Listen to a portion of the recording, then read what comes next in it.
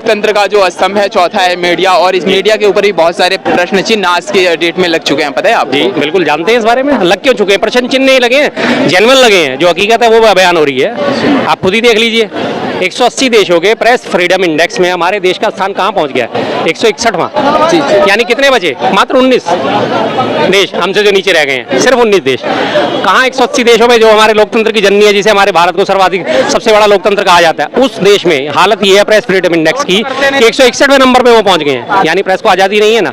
और आज़ादी है लेकिन एक तरफा आज़ादी है। सरकार के पक्ष में बोलो, आपको पूरी आज़ादी है। विपक्ष में बोलोगे, सरकार की विरोध करोगे, सरकार की बुराइयां उजागर करोगे, सरकार की कमियां उजागर करोगे, तो आपके ऊपर पैरा है। आपने पीछे इसके उदाहरण भी देखे होंगे लगातार। अभी थोड़े दिन पहले जब आपका जनवरी फरवरी में किसान आंदोलन चल रहा था, किसान आंदोलन के चलते तहत कितने सारे ट्विटर अकाउंट ब्लॉक करे गए थे जो किसानों से संबंधित थे, जो किसानों के अपनी एकता मंच उन्होंने अपने बना रखे थे ट्विटर अकाउंट, सारे बैन कर दिए कि किसानों की आवाज आगे ना जाए। उसके बाद उनके यूट्यूब चैनल से वो ब्लॉक कर दिए। उसके बाद ताजा उदाहरण आपने देखा होगा कि यूट्यूब चैनल है बोलता हिंदुस्तान, उसे बंद कर दिया गया। उसके बाद एक आर्टिकल 19 है, उसको नोटिस भेज दिया गया। हाँ जी, विशाल शर्मा जी के ऊपर नोटिस। हाँ जी, उसके बाद आर्टिकल 19 के अलावा एक नेशनल दस्तक है, उसको नोटिस भेज दिया गया। और कुछ भरोसा नहीं आज आप लोगों के चैनल पे भी कभी नोटिस ना आ जाए, क्योंकि शर्मा जी तो लगातार ही सरकार के खिलाफ आग उगलते हैं। इसलिए तो आप खुद ही सोच लीजिए कि कहाँ है हमारा प्रेस, कहाँ खड़ी होती है आज हमारी प्रेस। जहाँ जाते हैं वहीं नारे लगते हैं, गोदी मीडिया गो बैक, गोदी मीडिया गो बैक। कितनी इज्जत है ना।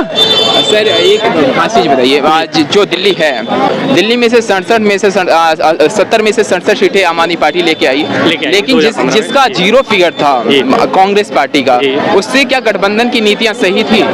देखिए जी, कोई बात नहीं, गठबंधन की नीति आज की डेट में गठबंधन की नीति बिल्कुल सही है। ये वक्ती तौर पे होता है, राजनीति हमेशा वक्त के हिसाब से चलती है। सुबह कुछ है, शाम को कुछ है, अगले दिन सुबह कुछ है, रात को कुछ है। आपने देखा होगा पीछे कितने सारे लोगों ने पलटी मारी है। रात को मोदी जी के खिलाफ ट्वीट करके सोए थे, सुबह जाके उठते ही सबसे पहले मोदी जी जिंदाबाद कर गए। तो ये तो गठबंधन की राजनीति है। और सबसे बड़ी बात, तानाशाही मिटाने के लिए अगर आपस में गठबंधन करना पड़े तो मैं उस चीज को गलत नहीं मानता। आपके पास सीधी सी बात है, ऑप्शन कहा जाता है कि राजनीति हमेशा गंदी ही होती है, लेकिन उस गंदे में भी आपके पास चुनने का अधिकार है कि बहुत गंदा, कम गंदा, उससे कम गंदा, या चलो चलने लायक गंदा। आटे में नमक तो राजनीति में शुरू से चलता आया है, लेकिन अब क्या हो गया है कि नमक में आटा डलना शुरू हो गया है। 1 किलो आटे में 10-20 ग्राम नमक डलता था, अब हालत ये हो गई कि 1 किलो नमक में 10-20 ग्राम आटा डल रहा है। तो उसे बदलने के लिए, उन चीजों को बदलने के लिए कहीं ना कहीं तो गठबंधन ये जरूरी है। सर आदर्श गांव की नीति प्रधानमंत्री मोदी जी लेके आए थे, आदर्श गांव की जो पॉलिसी थी और आदर्श ग्राम की जो कंडीशन है, अभी हम लोग तकरीबन मनोज तिवारी जी के आदर्श गांव से होके आ रहे हैं, वहाँ पे अगर डेवलपमेंट के मुद्दे की बात करें तो काम तकरीबन सर 100 में से 5% भी मुश्किल से हुआ होगा। वो तो जाहिर बात है ना, इसीलिए तो हम कहते हैं, आपने जो इससे पहले जो सवाल उठाया मीडिया का, तो मीडिया कहाँ दिखाता है इन चीजों का? आप ग्राउंड रिपोर्टिंग करके आपको पता चल गया, नहीं भाई साहब ग्राउंड में जा रहे हैं, उनको पता चल गया। हाँ, आप लोगों ने एनालिसिस करा, उसे जनता ने एनालिसिस करा, तो जनता को तो पता है ना हकीकत, लेकिन मीडिया कहीं दिखाता है। आज से 10 साल पहले घोषणा हुई थी, 10 साल पहले घोषणा हुई थी स्मार्ट सिटी की, 100 स्मार्ट सिटी बनाएंगे। आज लगभग 10 साल पूरे होने जा रहे हैं, आपने देखा एक भी स्मार्ट सिटी बनी है? किसी मीडिया ने आज तक सवाल करा कि साहब आपने घोषणा करी थी स्मार्ट सिटी बनाने की, कहाँ है वो 100 स्मार्ट सिटी?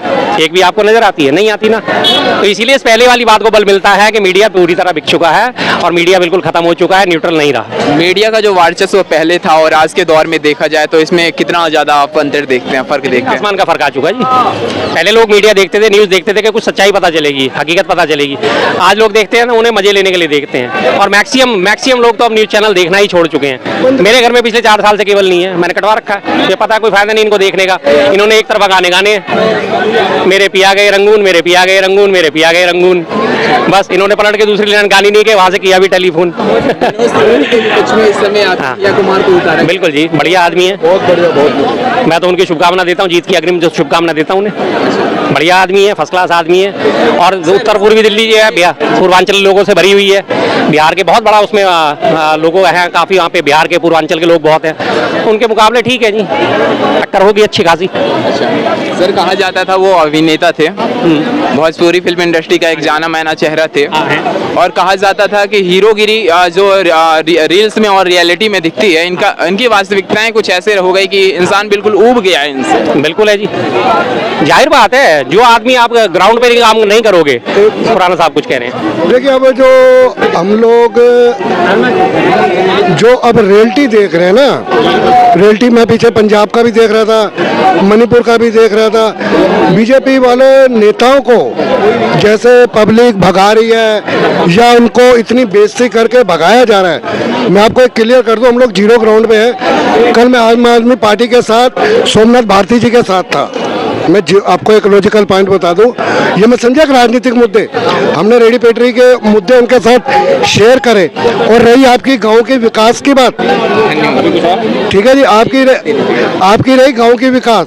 1100 साल पुराना पिलंजी गांव एमबीसी का प्रोजेक्ट, वो 1100 साल के हम लोग उनको बसाने के चक्कर में, बहुत आगे तरक्की देने के चक्कर में वो मीनाक्षी लेखी वहां से सभी हमारे यहाँ के, अगर आपका एक दो एमपी अगर आते हैं तो हम आपकी आवाज सदन में उठाने के लिए आपके आवाज को उठा सकते हैं। तो ये अब जनता का सहयोग है, आप हमें लाएंगे तो हम आपकी आवाज उठाएंगे। जय हिंद, जय भारत। ये कहा जाता है मजबूत विपक्ष भी होना जरूरी है भारतीय राजनीति में। बिल्कुल। और एक आपसे सादिक प्रश्न ये है जी कि जो इंडियन कॉन्स्टिट्यूशन है, इसके बीच में देखा जाए तो तारीख वाली जो नीतियाँ थी और बिहार की जो कंडीशंस है, बिहार की कंडीशन ऐसी हो चुकी है जहाँ पे रोज हत्याएं होती हैं, पुलिस इंक्वायरी के नाम पे कुछ नहीं करते। जी जी। और बहुत ही ज्यादा वहाँ पे ढिलाई बढ़ता जाता है किसी भी चीज को लेकर। चलिए देखिए, आपने बिहार का नाम लिया, लेकिन मैं उससे पहले आपको कहूँगा कि आप एक NCRB है, national crime record bureau of India, आप उसके डाटा एक बार एनालिसिस करिए। आपको सर्वाधिक अपराधों में यूपी आपको नंबर 1 मिलेगा, चाहे वो महिलाओं के खिलाफ हो, चाहे वो वैसे हो, चाहे वो हिरासत में हत्याओं के हो या हिरासत में मृत्यु के। NCRB में यूपी नंबर 1 है। यूपी आपके पास ये, हाँ, ये खाली बिहार की बात नहीं कर सकते हम कि आज बिहार आ गया। National crime record bureau of India, उसका आप एक बार डाटा एनालिसिस कर लीजिएगा। अगर यूपी के सिचुएशंस की बात करें तो योगी आदित्यनाथ का जो कार्यकाल है और इस बीच में जो उन्होंने काम किया है, तो उस पर क्या कहेंगे, कुछ कहेंगे? देखिए जी, जैसा भी लोग उन्होंने कार्यकाल है अपना, जैसा भी उन्होंने भ्रम की स्थिति अच्छी तरह फैला रखी है, हाँ, कि मैंने बहुत कंट्रोल कर रखा है, मैंने बहुत कंट्रोल कर रखा है, सब कुछ है, सब कुछ कंट्रोल में है। सब कुछ कंट्रोल में होने के बावजूद 2000 फाइनेंशियल ईयर 2022 और 23 में जो NCRB का डाटा है, डाटा बिल्कुल प्रॉपर डाटा जिसको कहते हैं, उसके हिसाब से 16,507 मुकदमे महिलाओं के खिलाफ दर्ज हुए हैं। 217 हत्याएं हिरासत में हुई हैं, हिरासत में मौत जिसे कहते हैं, पुलिस हिरासत में मौत, लॉकअप में होना या जेल में होना, 217 हत्याएं, ये चीज है। और ये वो है कि जो आंकड़े निकल के आए हैं, जो आंकड़े दर्ज ही नहीं हुए, जिनके मुकदमे ही नहीं दर्ज हुए, उनकी तो आप बात ही नहीं कर सकते ना। आप सबसे बड़ा उदाहरण देखो कि पिछले साल आपको याद होगा, भरी कोर्ट में गोलियां चली थी, जज सामने बैठा हुआ अपनी अदालत चला रहे थे और उसके बाद वो अंदर सारे के सारे घुस के और उसे मार के चले गए थे। पहली चीज, कोर्ट में गोलियां। दूसरी चीज, इससे पहले आपने देखा होगा वो अतीक अहमद को मारा था, अतीक अहमद को पुलिस अभिरक्षा में मारा गया था ना। वो कैसा भी था, गुंडा था, बदमाश था, हमें इस चीज से कोई लेना देना नहीं, ना हमारे लिए वो अच्छा था, ना हमारे लिए बुरा था, बात खत्म, अपराधी था।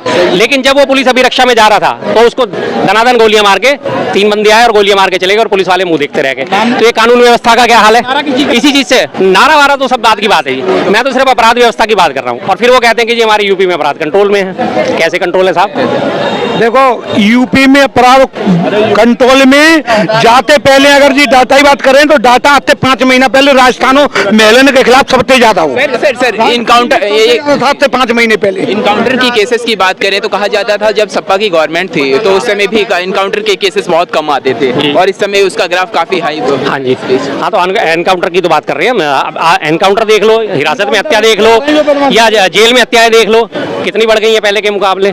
लेकिन उसे नारा दिया जाता है जी हमने कानून व्यवस्था को कंट्रोल कर रखा है, हमने कंट्रोल कर रखा है। आपके हिरासत में मौतें हो रही हैं, आप कहते हैं कंट्रोल कर रखा है। आपकी पुलिस अभिरक्षा में लोगों को गोली मार के जाया जा रहा है, आप कहते हो हमने कंट्रोल कर रखा है। भरी अदालत में लोग गोलियां मार के चले जाते हैं, आप कहते हैं कंट्रोल कर रखा है। कैसा कंट्रोल है साहब ये? हमारी तो समझ से बाहर है। हो सकता है हमारी बुद्धि छोटी हो। देखिए जी, अतीक की बात कर देते हैं, अतीक अहमद की बात करते हैं। अतीक अहमद के क्षेत्र में जाके आप रिपोर्ट करो, जाते पहले रिपोर्ट ना कर सकते। आज वो आदमी में खुल के बोलते हैं मुसलमानों को पीड़ित थी, मुसलमानों की संपत्ति छुड़ा ली, अगर दुकान का काऊ की सही पे लाभाई दे दे, हट जा खाली कर। तो ये गाँव के बदमाश कैसे खुद जाए, खुद जानी चाहिए। काऊ जाति को देखो, तू देख लो, सपा को ना पूछो, वो भगवान मानते हैं मोदी योगी है। आज पब्लिक है जिन मैं क्राइम सबसे कम है, सब जानने पर जिन्हें जाने कहाँ आ कर आ रही, कहाँ आ रही क्राइम सबसे कम है यूपी में, सबसे कम क्राइम है, सबसे कम। और भ्रष्टाचार चुका देना पड़ेगा, तुम्हारे लिए सही बोल दो गलत बोल दो, जनता देख रही है।